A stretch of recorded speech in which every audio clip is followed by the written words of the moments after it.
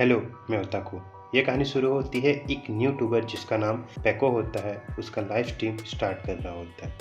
वो उसके चैनल के 7 लाख सब्सक्राइबर कंप्लीट होने पर सेलिब्रेशन कर रहा था। उसे उसकी न्यू क्लासमेट जिसका नाम रूमी होता है, वो एक ब्यूटी टिप्स यूट्यूबर थी और दोनों आज साथ में स्ट्रीम कर रहे थे। रूमी ने अपनी ब्यूटी टिप्स टेक्निक के लिए एक मॉडल का मेकअप किया था। यही मॉडल हमारा मेन प्रोटोगनिस्ट है जिसका नाम हाबिन है। हाबिन इन यूट्यूबर को पसंद नहीं करता था, लेकिन वो इस उम्मीद में था शायद वो लोग अपना रेवेन्यू का कुछ हिस्सा हाबिन के साथ शेयर करेंगे, क्योंकि उन्होंने इसे इस तरह बेइज्जत किया है। पेको हाबिकी से गुस्सा हो जाता है और उसे याद दिलाता है कि उसे उसकी ऑडियंस के सामने स्माइल करना है। पेको तब अनाउंस करता है कि वो एक brand new PC give away करेगा उसे किसी एक लकी सब्सक्राइबर को, लेकिन हाबिन जानता था ये बस एक स्कैम है। पेको सभी को गुड बाय कहता है क्योंकि अब स्ट्रीम एंड होने वाला था और हाबिन जबरदस्ती मुस्कुराता है। हाबिन का मेकअप उससे साफ नहीं हो रहा था और वो अब स्कूल से और ज्यादा हेट करने लगा था। पेको एक गुंडा यूट्यूबर था जिसके 7 लाख सब्सक्राइबर थे। उसके ग्रेड भी कुछ अच्छे नहीं थे,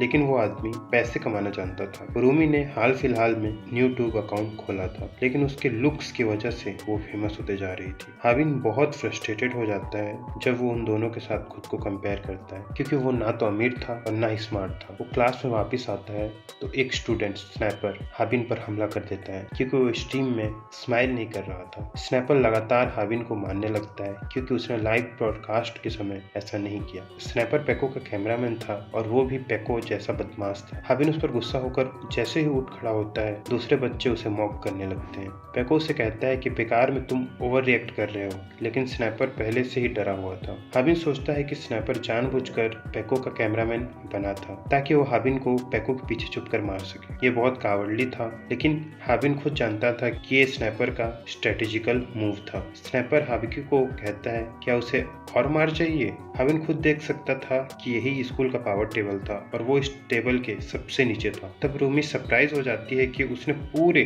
$200 कमा लिए थे बस एक स्ट्रीम से। हाबिन ने सुनकर शॉक में पड़ जाता है क्योंकि उन्होंने कुछ भी नहीं किया और लंच ब्रेक में पूरे $200 बना लिए। ये बस पेको की हेल्प से हुआ था, तो रूमी उसे पे बैक करने का वादा करती है। हाबिन खुद एक यूट्यूब अकाउंट खोलने का सोचता है और वो सरप्राइज हो जाता है जब स्नैपर भी सेम चीज कहता है। स्नैपर पेको को एडवाइस मांगता है तो पेको बताता है कि माइनर्स रेवेन्यू कमा नहीं सकते, उसके लिए उन्हें अपने पेरेंट्स का अकाउंट चाहिए। स्नैपर को उसके पेरेंट्स पहले ही पैसे चोरी करते पकड़ चुके थे, तो वो उनका अकाउंट यूज नहीं कर सकता। स्नैपर जानता था कि हाबिन की मदर हॉस्पिटलाइज्ड है, तो वो उसकी मदर का अकाउंट यूज करने मांगता है। सभी हंसते हैं कि स्नैपर कैसे ये पूछ सकता है कि वो ठीक है, उसे पूछना चाहिए कि वो कैसे अभी तक जिंदा है। तब हाबिन सोचता है कि यही वो मूवमेंट है जहां हाबिन को अपना पंच इस्तेमाल करना चाहिए, लेकिन वो ऐसा कुछ नहीं कर पाता। तब वो अपनी मदर से अपोलोजाइज करता है कि वो कैसे उनका स्टैंड तक नहीं ले पा रहा है। उसके बाद हाबिन अपनी मदर के पास हॉस्पिटल जाता है। उसकी मदर बहुत खुश थी और ऐसे बिहेव कर रही थी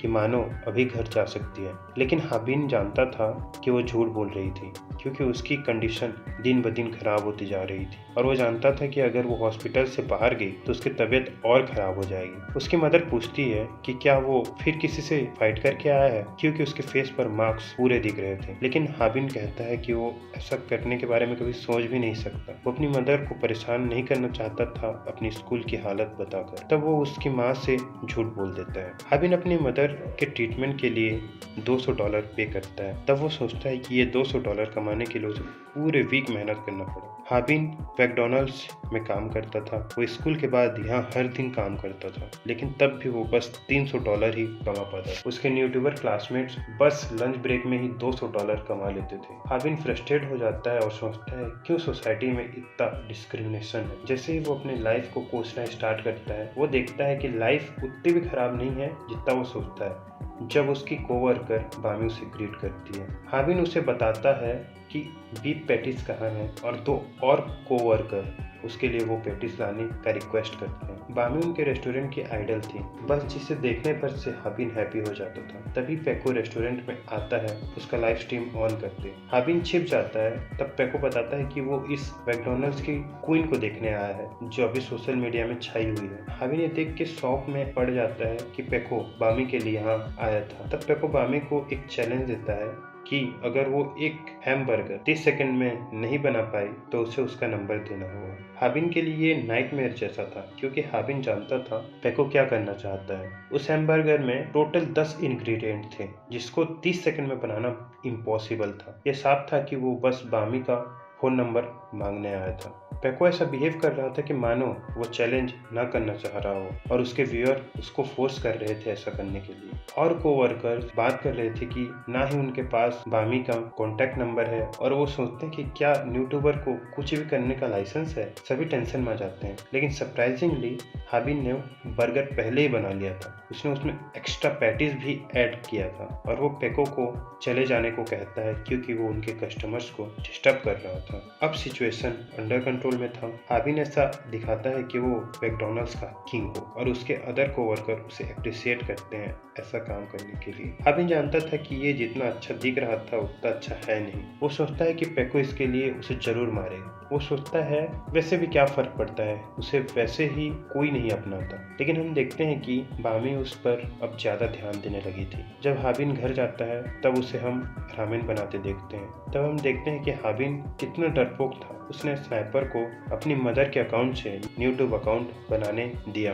हाबिन खुद के ऊपर बहुत डिसअपॉइंटेड था और वो अपनी मॉम से फिर माफी मांगता है क्योंकि उसने उसके अकाउंट को स्नाइपर को यूज करने दिया। हाबिन सुनता है कि कोई स्नाइपर को $200 देगा अगर उसने 30 किल्स किए तो। तब हाबिन उसे कर्ज करता है कि कैसे वो इतनी जल्दी इतना पैसा कमा ले रहा है। वो इतना एनॉयड था कि वो स्नाइपर के रामेन में थूक देता है क्योंकि उसने रामेन बनाने के लिए उसे फोर्स किया था। हाबिन सोचता है कि उसे स्नाइपर को पूछना चाहिए कि वो कुछ रेवेन्यू का हिस्सा उसके साथ भी शेयर करे। तभी हाबिन पावर प्लग में फंस जाता है और स्नाइपर का स्टीम डिस्कनेक्टेड हो जाता है और हॉट रामेन उसके सिर पर गिर जाती है। हाबिन इसके लिए माफी मांगता है, लेकिन स्नाइपर उसे लगातार मारते जा रहा था। हाबिन कहता है कि ये बस एक्सीडेंट था, लेकिन तब भी स्नाइपर उसे मारते जाता है। हाबिन को अब पता लग रहा था कि वो कितना पैथेटिक है। वो खुद के घर में अलग से मार खा रहा था। स्नाइपर हाबिन को मारता जाता है और गुस्से में कहता है ये उसी की गलती है कि उसकी मॉम को कैंसर है। तब हाबिन गुस्से में आ जाता है और रामेन उठाकर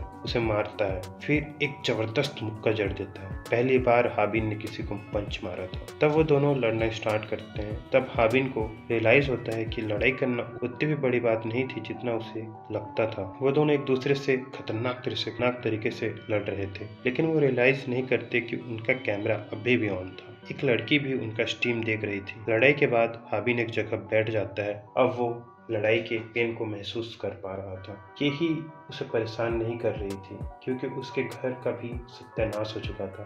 अब उसे घर को रिपेयर करने के लिए भी पैसे लगेंगे। उसे बहुत बुरा लगता है कि हमेशा उसे पैसे के लिए परेशानी उठानी पड़ती है और वो डिसाइड करता है कि वो बस सो जाएगा ये सब प्रॉब्लम अवॉइड करके। वो इस वक्त महसूस करता है कि वो कितना नकारा है। वो अभी भी अपने बिजली बिल के बारे में सोच रहा था तो उसने पास पड़े मेन सप्लाई सॉकेट को बंद कर दिया। अगली सुबह स्नाइपर उसे कॉल करता है और वो उसे वीडियो टेक डाउन करने के लिए कहता है। हाबिन को पता नहीं था कि वो क्या कह रहा है, तो स्नाइपर उसे कहता है कि उसे कल की लाइव स्ट्रीम डिलीट करनी होगी। हाबिन कहता है कि स्ट्रीम डिस्कनेक्ट हो गई थी जब मैं उसमें फंस कर गिरा था, लेकिन तब वो रियलाइज करता है कि वो जिस पावर प्लग से गिरा था वो बस मॉनिटर का पावर सप्लाई था। स्नाइपर रोते कहता है कि उनकी एंटायर फाइट यूट्यूब में ब्रॉडकास्ट हो गई है क्योंकि कैमरा ऑन था, भले ही मॉनिटर बंद हो गया हो। अब वो लाइव स्ट्रीम एक वीडियो बन गया था। हाबिन उसे कहता है कि उसने वीडियो अपलोड नहीं किया है। तब स्नाइपर उसे बताता है कि यूट्यूब में ऑटोमेटिकली वीडियो अपलोड हो जाती है अगर पीसी ऑफलाइन हो जाए तो। स्नाइपर खुद से ये वीडियो डिलीट नहीं कर सकता क्योंकि ये अकाउंट हाबिन की मॉम का था और स्नाइपर पासवर्ड नहीं जानता था। लेकिन हाबिन ये सब इग्नोर करता है और खुद से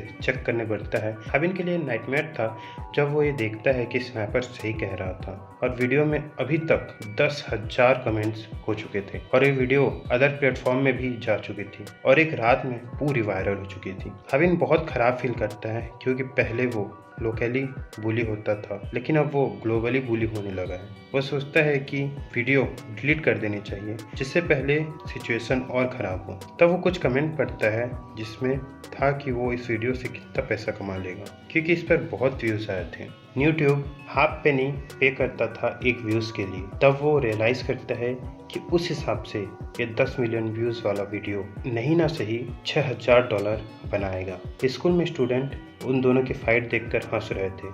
स्नैपर तभी वहाँ आता है तो वो उसे कहते हैं उन्होंने पूरा वीडियो दिखा।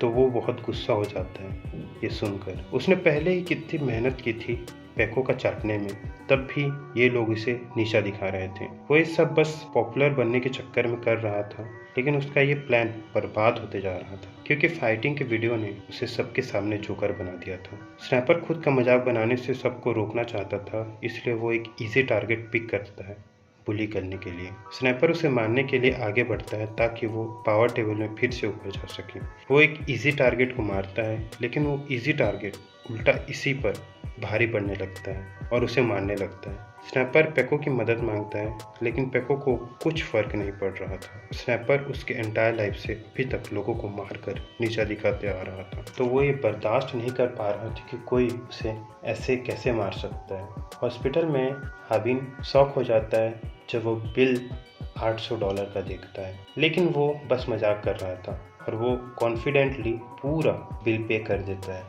ये रकम उसके लिए कोई बड़ी बात नहीं थी क्योंकि वो जानता था कि अब उसके अकाउंट में कभी $6000 आने वाली। तभी स्नैपर वहां जाता है और हाबिन को एक पंच मारता है। वो उसे बताता है कि वो अब बस जोकर बन के रह गया है और वो रेवेन्यू का हाफ मनी मांगने लगता है, लेकिन हाबिन मना कर देता है, जिससे वो दोनों फिर से लड़ने लगते हैं। हाबिन उसके साथ पहले लड़ चुका था, इसलिए वो अब ज़्यादा स्केयर नहीं था। लड़ाई के बाद हाबिन स्नैपर को बात करता है कि उसे अच्छा फील करा सके, लेकिन वो पैसे देने से इनकार कर देता है। तब स्नैपर हाबिन को वीडियो दिखाता है जिसमें वो दोनों लड़ रहे थे। वो ये आगे से प्लान करके आया था क्योंकि वो अपने कैमरा स्किल हाबिन को दिखाना चाह रहा था कि कैसे वो कैमरा छुपा कर ये शूट कर लिया। हाबिन डर जाता है कि वो उस वीडियो को अब अपलोड ना कर दे, लेकिन स्नैपर बताता है कि अब इस वीडियो को कोई नहीं देखेगा सिंस ये कॉपी कंटेंट होगा और कोई सेम कंटेंट दोबारा देखना पसंद नहीं करता। स्नैपर बताता है कि ये सब उसका प्लान था और वो हाबिन के साथ फाइट करने नहीं आया था,